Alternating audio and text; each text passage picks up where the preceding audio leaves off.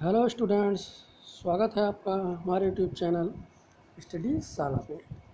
आज हम बात करेंगे फिर से उसकी प्रॉपर्टीज़ की, इंटीग्रेशन की प्रॉपर्टीज़, जो भी डिफरेंट इंटीग्रेशन की जो प्रॉपर्टीज़ हैं। ठीक है, क्योंकि उसमें पिछली क्लास में हमारा सिर्फ तीन ही वो होती, P0 या P0, P1 और P2। आज हम उसी के आगे P3 P4 को डिस्कस करेंगे। हम बहुत लंबा इसलिए नहीं ले रहे हैं क्योंकि इससे क्या होगा, आप कुछ समझ नहीं पाएंगे उसको, और जब प्रॉपर्टी समझ में नहीं आएगी तो फिर डिफरेंट इंटीग्रेशन आपके लिए काफ़ी मुश्किलों भरा हो जाएगा।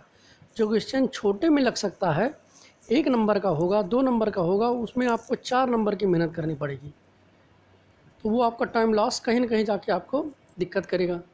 तो इसलिए प्रॉपर्टीज़ को विशेष रूप से ध्यान दीजिए। जैसे डिफरेंट इंटीग्रेशन, इसके बाद इसके एप्लीकेशन जब आएगा तो वहाँ पर इसका और भी बेनिफिट मिलेगा आपको, तो इस पर विशेष ध्यान दीजिए। अभी तक जो आपने पढ़ी P0, P1, P2, ये सब हेल्पिंग समझ लीजिए प्रॉपर्टीज़ हैं।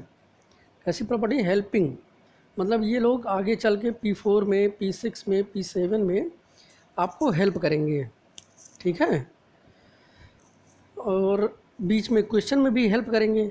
लेकिन अब जो प्रॉपर्टीज आ रही हैं, प्रॉपर्टी नंबर 3 हुआ, प्रॉपर्टी नंबर 4 हुआ, ये सब क्या है? मोस्ट इम्पॉर्टेंट है। P4 तो मोस्ट इम्पॉर्टेंट है। 80% क्वेश्चन आपके डिफरेंट इंटीग्रेशन के इसी से सॉल्व होते हैं। किससे? P4 से। तो इसको आप विशेष रूप से ध्यान दीजिएगा। और कभी कभी ये खुद ही प्रूफ करने के लिए आ जाता है, तो डेरिवेशन पता रहेगा तो हम इसको भी प्रूफ कर सकते हैं और भी क्वेश्चंस को इसी तरीके से प्रूफ कर सकते हैं। तो आइए हम देखते हैं। हमारी प्रॉपर्टी नंबर है 3 अगली। ठीक, नंबरिंग इसका 4 है लेकिन ये P3 है क्योंकि हमारी स्टार्टिंग P0 से होती है।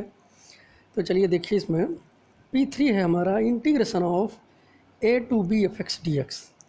मतलब कोई फंक्शन x का है जिसकी लिमिट है a to b, तो इसको हम लिख सकते हैं integration of a to b f a plus b minus x.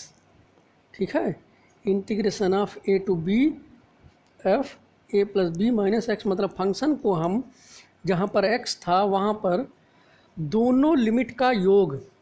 ठीक है भाई, a और b क्या है? आपके अपर लिमिट और लोअर लिमिट ही तो है, तो उन दोनों का योग माइनस x कर दें।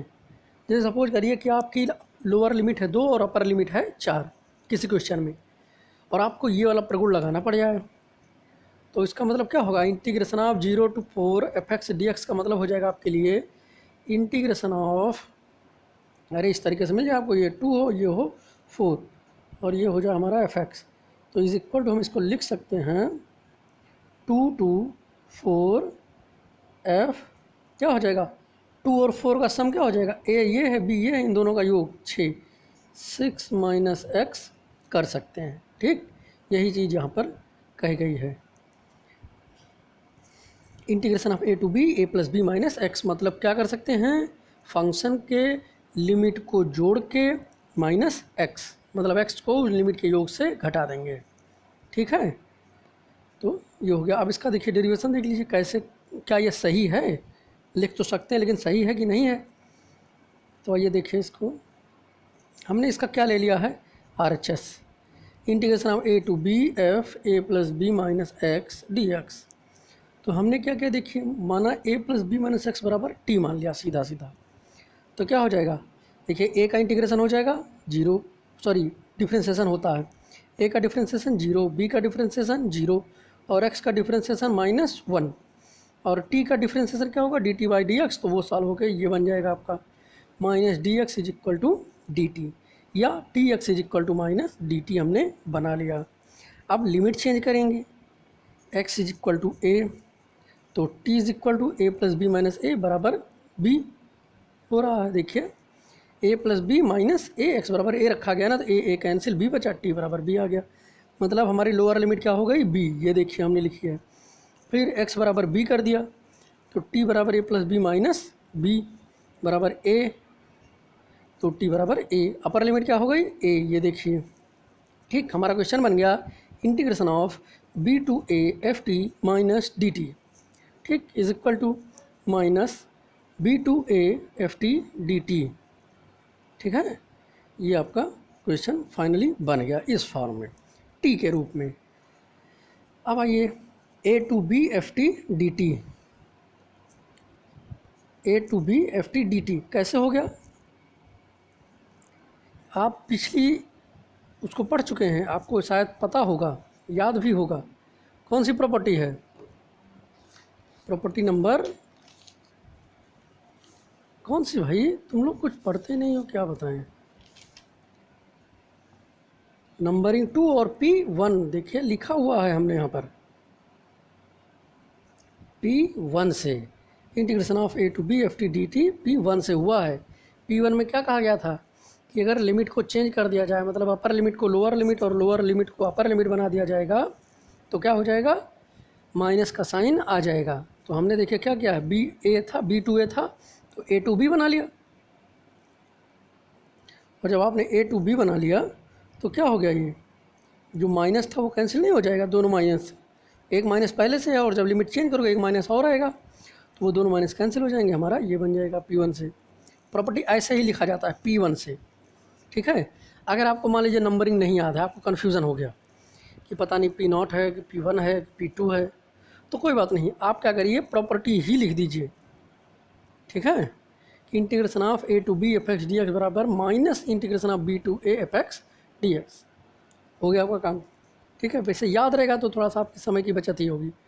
अब integration of a to b f x d x देखिए ये आया था, और इसको हमने ये लिखा हुआ है, integration of a to b f x d x बराबर एल एच एस।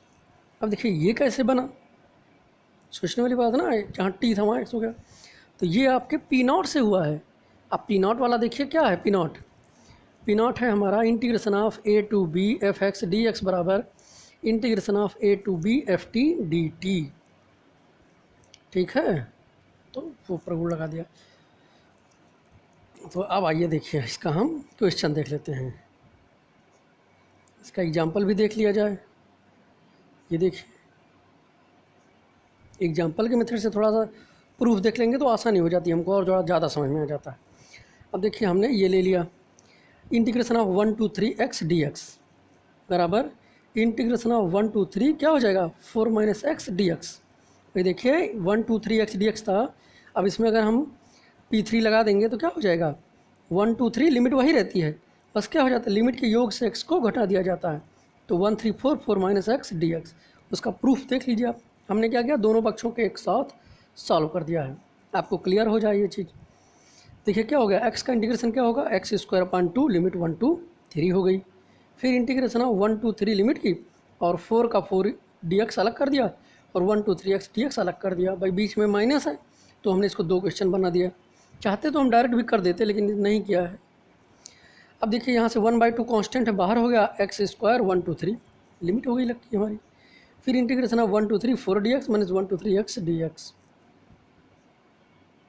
ये देखिए अब हमने क्या किया, यहाँ पर लिमिट को लगा दिया। देखिए अपर लिमिट 3 थी, लोअर लिमिट 1, तो 1/2 3 स्क्वायर माइनस 1 स्क्वायर। यहाँ देखिए 4 का 4x हो जाएगा, लिमिट 1 2 3, x का x स्क्वायर अपान 2 हो जाएगा 1 2 3। अब लिमिट यहाँ जब लगा दो 3 3 जा 9 माइनस 1 ये बन गया, और ये आप सॉल्व कर दीजिए। क्या हो जाएगा, यहाँ 4 बाहर हो जाएगा, x की जगह पर क्या आ जाएगा 3 माइनस 1, या 3 की पावर 1 माइनस 1 की पावर 1, माइनस 1/2 3 की पावर 2 माइनस 1 की पावर 2। इसको सॉल्व कर दीजिए, ये आपका हो गया। हम देख रहे हैं कि दोनों पक्ष यहाँ पर हमें क्या मिल रहा है, बराबर, ठीक है। तो इसका मतलब कि जो हमारा P3 है वो क्या है, चौथा प्रगुण है या P3 उसका नाम है, याद रखिएगा, चौथा प्रगुण है या P3 उसका नाम है, ठीक है, विशेष। अब हर्षरूप शर्मा में की बुक में वो P है ही नहीं, जो ये P3 है ये हर्षरूप शर्मा में नहीं है। तो आप लोग ये कन्फ्यूज़न मत करिएगा कि ये नंबरिंग में गड़बड़ हो रही है, ठीक है। आप NCERT के हिसाब से जैसे हम बता रहे हैं वैसे ही आपको याद रखना है, क्योंकि आप याद रखिए कि यूपी बोर्ड अब NCERT फॉलो कर रहा है, तो आपको उसी के हिसाब से चलना है, ठीक है। नंबरिंग वही ध्यान रखिएगा। हर्षरूप शर्मा ने क्या किए हैं, जिन प्रगुण्स का यूज़ नहीं होता, जिन प्रॉपर्टीज़ का यूज़ नहीं है कोई, नॉर्मली वो यूज नहीं होते, उनको उन्होंने हटा दिया है। जैसे यही प्रॉपर्टी जो चल रही है इसी का यूज वो नहीं होता कहीं भी, क्योंकि ये प्रॉपर्टी 95% प्रॉपर्टी 4 ही है, जो हर्षरूप शर्मा की प्रॉपर्टी 4 है। ठीक है, और तो अभी हम उसको बता देते हैं। तो इसमें कोई कन्फ्यूज़न नहीं, आप इसी नंबर से याद रखिएगा। हम कौन सा इम्पॉर्टेंट है ये भी अभी बता देंगे। तो चलिए हम अगली प्रॉपर्टी अपनी देखते हैं। Most important property P4। ठीक है, most important, maximum question maximum आपके इसी से लगेंगे, सब लोग इसको ज़रूर याद रखें। ठीक है, तो चलिए देखिए हमारी मोस्ट इम्पॉर्टेंट प्रॉपर्टी कौन सी है, P4। ये प्रॉपर्टी हमारी 0 to a fx dx, तो क्या हो जाएगा 0 to a f a minus x dx। ये हम इसको लिख सकते हैं। अगर हमारा कोई फंक्शन 0 to a की लिमिट में है तो उसे हम 0 to a की ही लिमिट में f a माइनस एक्स लिख सकते हैं। a मतलब क्या है, अपर लिमिट। ये नहीं कि आपको कहीं पर इंटीग्रेशन ऑफ a to 0 मिल जाए तब भी तुम a माइनस एक्स करो। यहाँ a का मतलब है अपर लिमिट और 0 का मतलब है लोअर लिमिट। जब कभी किसी क्वेश्चन में आपको लोअर लिमिट 0 मिल जाए और अपर लिमिट कुछ भी हो, π/2 पाई, या मतलब कोई ट्रिग्नोमेट्रिकल हो या कोई अलजेब्रिक हो या कोई न्यूमेरल्स हो, उससे कोई फ़र्क नहीं पड़ता। इंटीग्रेशन ऑफ 0 to a, वहाँ a कुछ भी हो सकता है। इस तरीके की लिमिट मिल जाए तो आपको ये देखना है कि कहीं इसमें प्रॉपर्टी 4 तो नहीं लग रही है, क्योंकि प्रॉपर्टी 4 अगर लगेगी तो लिमिट आपकी इसी तरीके से होगी, लोअर लिमिट 0 होगी और अपर लिमिट कुछ होगी। ठीक है, तब आप उसको क्या लिखेंगे, तब आप उसको लिख सकते हैं integration of 0 to a f a minus x dx। ठीक है, अब देखिए RHS से ही हम इसको भी प्रूफ कर दें। Integration of 0 to a f a minus x dx। देखिए P3 और P4 में सिर्फ डिफरेंस कितना है, वो a to b था, ठीक, और ये 0 to a है, और यहाँ पर a माइनस एक्स है, वहाँ पर a plus b minus x था। इसीलिए हम कह रहे थे कि आपकी जो P3 प्रॉपर्टी है वो क्या है, उतनी इम्पॉर्टेंट नहीं है, नॉर्मली वो यूज ही नहीं होती कहीं पर। आपके तो कोर्स में कहीं भी नहीं है, आपकी बुक का कोई भी ऐसा क्वेश्चन नहीं है जो P3 प्रॉपर्टी से लगेगा। ठीक है, तो आप P4 इम्पॉर्टेंट बना लीजिए और इसको तैयार कर लीजिए बहुत ही ढंग से। कई बार ये खुद बोर्ड में आया हुआ है। अब इसमें देखिए क्या करेंगे, RHS हमने ले लिया और RHS में मान लिया minus a minus x is equal to t, तो सेम पिछले वाले की तरह minus dx is equal to dt आ जाएगा आपका, जब आप इसका डिफ्रेंसिएशन करेंगे तो फिर dx बराबर क्या हो जाएगा माइनस dt। फिर हम इसकी लिमिट चेंज कर लें अब, तो x बराबर 0 रखेंगे तो t बराबर a माइनस 0। भाई t a इसी में रख रहे हैं सब कुछ, x की वैल्यू यही रखेंगे, भाई यही तो माने हैं, तो a आ जाएगा, t बराबर a हो गया, मतलब हमारी लोअर लिमिट हो गई a। ये देखो फिर x बराबर a, तो t बराबर a माइनस a बराबर 0, तो क्या हो जाएगा t बराबर 0। ये आगे देखिए अपर लिमिट हो गई 0, lower limit a, f T और डी एक्स पर हो गया माइनस टी बराबर minus a to 0 F t d T. देखिए अब आप इसको यहाँ पर ये ना कि a to 0 F t d T देख लिए, तो आप यहाँ भी फोर्थ लगा लीजिए। सबसे पहली बात तो अगर आपने एक बार प्रॉपर्टी लगा दी है कोई, तो वो दोबारा नहीं लगेगी। किसी क्वेश्चन में अगर आपने प्रॉपर्टी 4 मान लीजिए लगा दी है, P4 लगा दी है, तो फिर वो दोबारा नहीं लगेगी उसी क्वेश्चन में।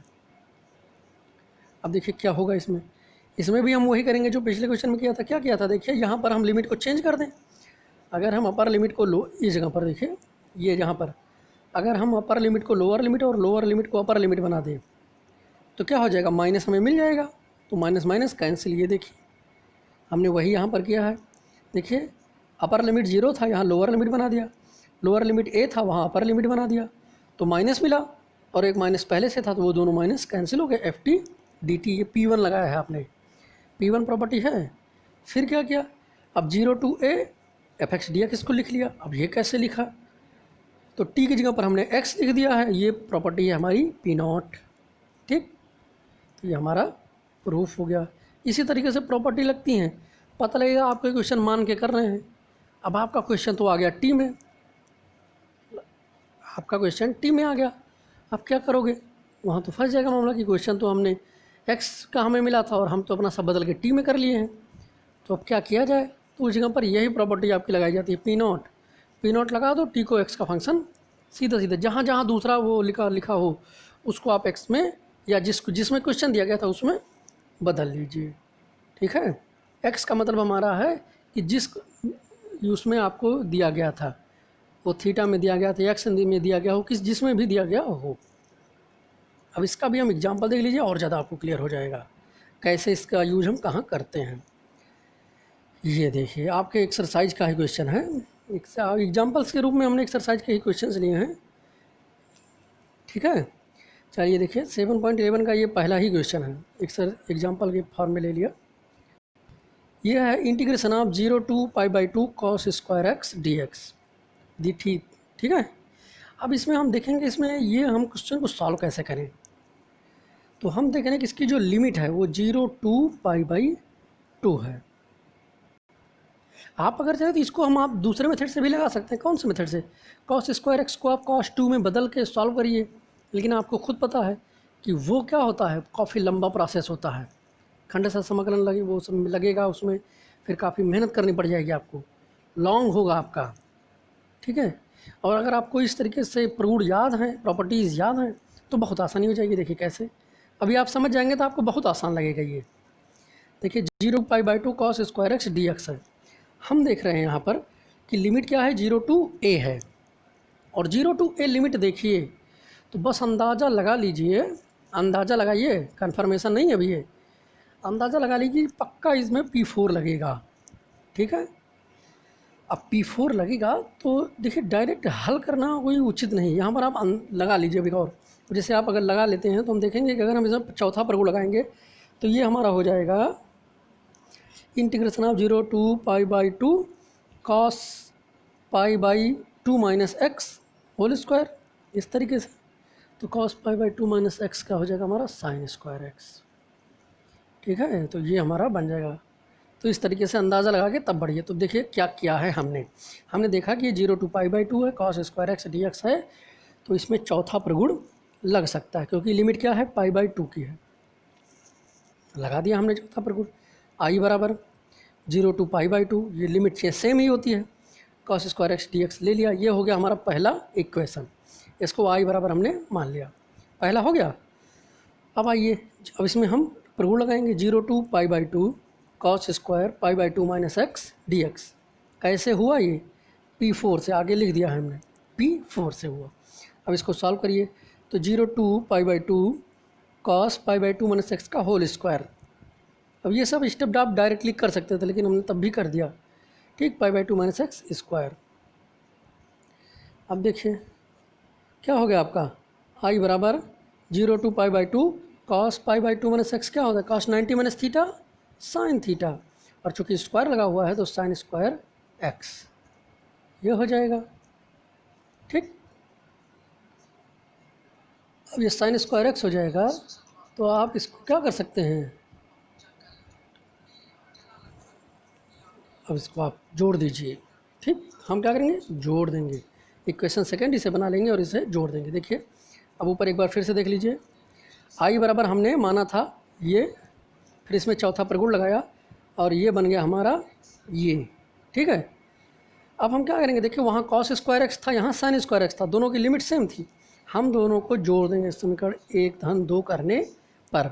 आपके 90% क्वेश्चन इसी मेथड से लगेंगे, समीकरण 1 + 2 करने पर। तो क्या हो जाएगा, देखिए LHS LHS से जुड़ता है तो आई से जुड़ेगा, हो जाएगा 2i। फिर देखिए आप जानते हैं, आप खंडशः में भी तोड़े हो, वैसे भी तुम तोड़ते हो। लिमिट क्या होता है, क्वेश्चन जब हमें मिलते हैं इंटीग्रेशन में बीच में प्लस या माइनस लगा है तो हम उसको 2 क्वेश्चन नहीं बना लेते हैं।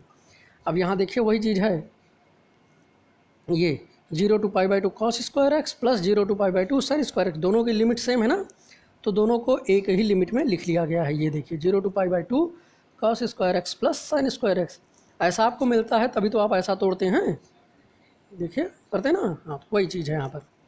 अब देखिए 0 to π/2 cos square x plus sign square x की वैल्यू क्या होती है, 1, ये देखिए, और 1 का इंटीग्रेशन होता है x, और लिमिट क्या हो गई 0 to π/2। अब देखिए 2i = π/2 माइनस 0 = π/2 हो गया ये हमारा।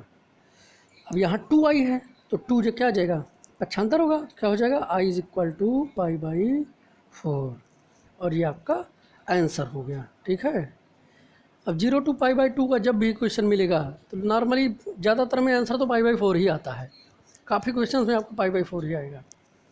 तो ये हो गया हमारा रूट 4, इसके क्वेश्चंस को आपने देख लिया। तो ये आपका चौथा प्रगुण हो गया। अब हम इसके एक और प्रगुण की बात करते हैं, प्रगुण नंबर 5 की भी बात कर दें आपसे। ठीक है, P5। अब P5 क्या है आपका, देखिए ये भी थोड़ा सा इम्पोर्टेंट है, जो यूज होता है आपका। ठीक है, ये यूज होता है आपके क्वेश्चन में, ये भी 4 हुआ, 5 हुआ, 6 हुआ, ये सब क्या होते हैं, यूज होते हैं।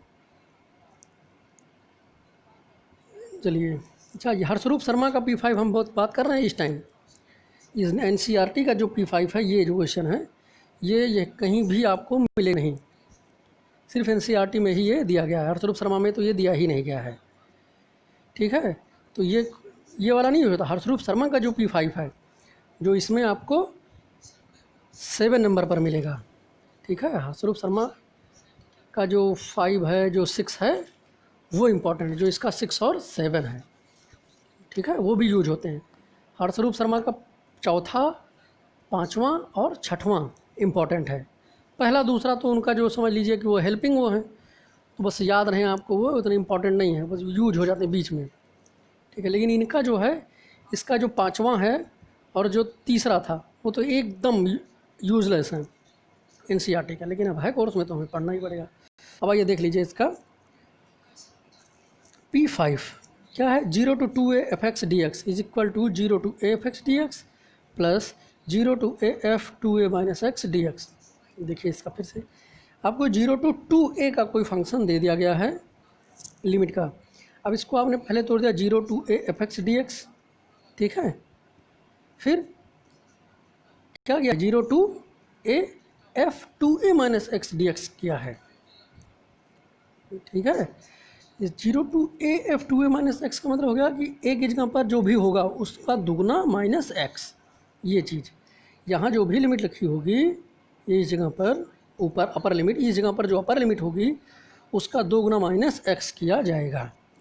अब इसको RHS ले लीजिए। ठीक, देखना है इसको आप स्किप नहीं कर सकते, क्योंकि NCERT का है, एग्जामिनर का कोई भी मूड हो सकता है। तो थ्योरम जरूर आनी चाहिए, भले उसका यूजफुल वो हो या ना हो, थ्योरम आपको आनी चाहिए। अब हमने इसका RHS ले लिया, 0 to a f x dx plus 0 to a f 2a minus x dx।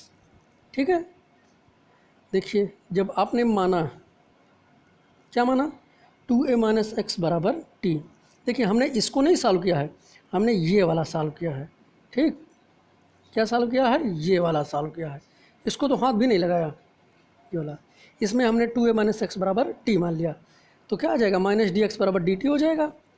तो dx बराबर माइनस dt।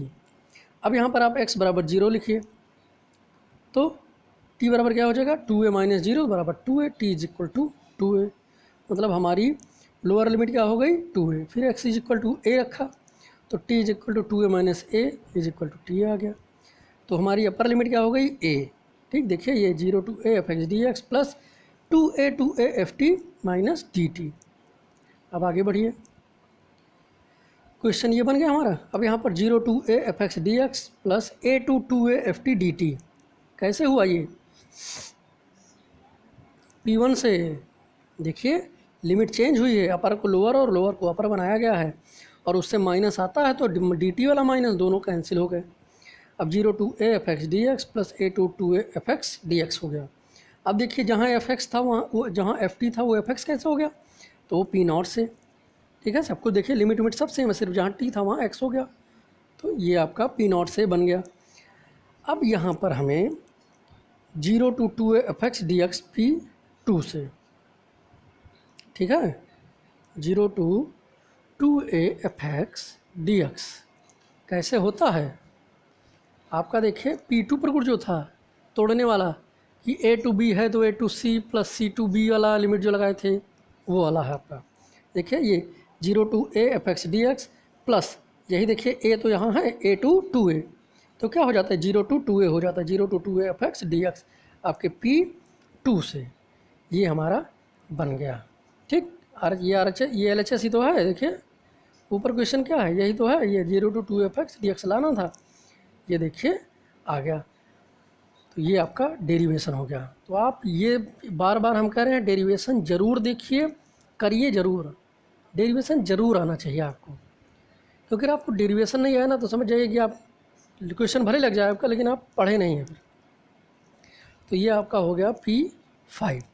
अब आपका 6 और 7 बचा है जो इम्पोर्टेंट है, वो अगले वीडियो में हम आपको बताएंगे। तो थैंक यू क्लास, इसके क्वेश्चंस को लगाने की प्रैक्टिस करिए, क्योंकि आपने P4 पढ़ लिया है तो अब आपके काफ़ी क्वेश्चंस लग सकते हैं, उनको लगाइए, देखिए और भेजिए। Thank you.